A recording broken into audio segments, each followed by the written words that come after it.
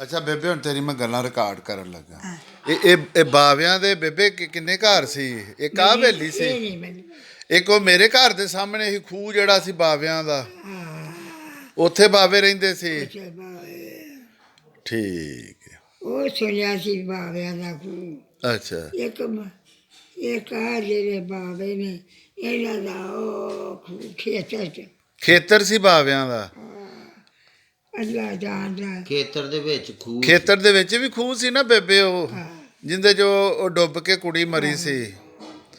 ਹਾਂ ਹਾਂ ਬਾਜ ਭਲਵਾਨ ਦਾ ਡੇਰਾ ਬਾਹਰ, ਠੀਕ ਹੈ। ਉੱਥੇ ਹੀ ਉਹਨੇ ਲੜਕਾ ਲਵਾਇਆ, ਉੱਥੇ ਹੀ ਉਹਨੇ ਮਕਾਨ ਪੱਕਾ ਬੇਬੇ ਬਾਜ ਭਲਵਾਨ ਤੁਸੀਂ ਵੇਖਿਆ ਹੁੰਦਾ ਸੀ ਨਾ ਆਪਦੀਆਂ ਅੱਖਾਂ ਨਾਲ? ਬਾਜ ਭਲਵਾਨ ਤੂੰ ਵੇਖਿਆ ਸੀ ਨਾ ਆਪਦੀਆਂ ਅੱਖਾਂ ਨਾਲ?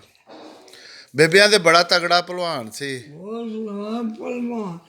ਉਹ ਕਲਛਾ ਤੇਰੇ ਪਿਓ ਨਾਲ ਖੇਡਦੇ ਸੀ ਨਾਲੇ ਲਾਲ ਲਾਲ ਜਿਹੜੇ ਜੱਟ ਸੀ ਜਦੋਂ ਮੇਲਾ ਲੱਗਦਾ ਉੱਥੋਂ ਲੱਗਦੇ ਸੀ ਆਪਣਾ ਪਾਇਆ ਭਰਿਆ ਦਾ ਕਲਛਾ ਖੇਡਣਾ ਮਾਮੇ ਲਾਲ ਨਾਲ।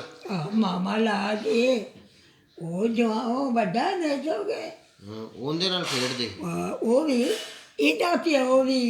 ਅੱਛਾ ਅੱਬਾ ਮੇਰਾ ਛੋਟਾ ਸੀ ਨਾ ਬਾਬੇ ਨਾਲੋਂ। ਦਿੱਤਾ ਲਵਾਰ ਦਿੱਤਾ ਲਵਾਰ। ਇਹਦੇ ਬਣੇ ਸੀ।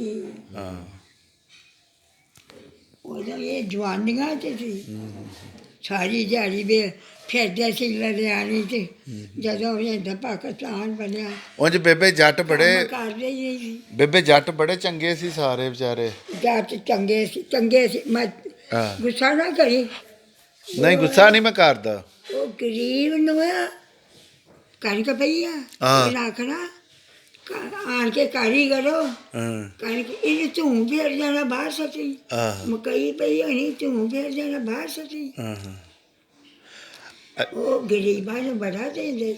ਬੇਬੇ ਬਾਬੇ ਬਾਜ ਭਲਵਾਨ ਦੇ ਘਰ ਤੇ ਅਸੀਂ ਵੀ ਵੇਖੇ ਸੀ, ਹੇਠਾਂ ਉੱਤੇ ਬੜੇ ਕਮਰੇ ਹੁੰਦੇ ਸੀ ਇਹਨਾਂ ਦੇ। ਅਗਾ ਉਹਨਾਂ ਦੇ ਘਰੀ ਨਾਲ ਸੀ ਗਏ ਸਾ ਕਿਉਂ ਜੱਟਾਂ ਦੇ ਘਰ ਸੀ। ਸਾਡੇ ਮਾਂ ਪਿਓ ਇਹਨਾਂ ਨੇ ਕਦੀ ਨਹੀਂ ਜਾਣ ਦਿੱਤਾ। ਠੀਕ ਹੈ। ਆਲੇ ਸੀ ਕਿਉਂਕਿ ਨਿੱਕੀਆਂ ਗਿਆ ਆ ਬੰਦੇ ਜਾਂਦੇ ਹੁੰਦੇ ਸੀ।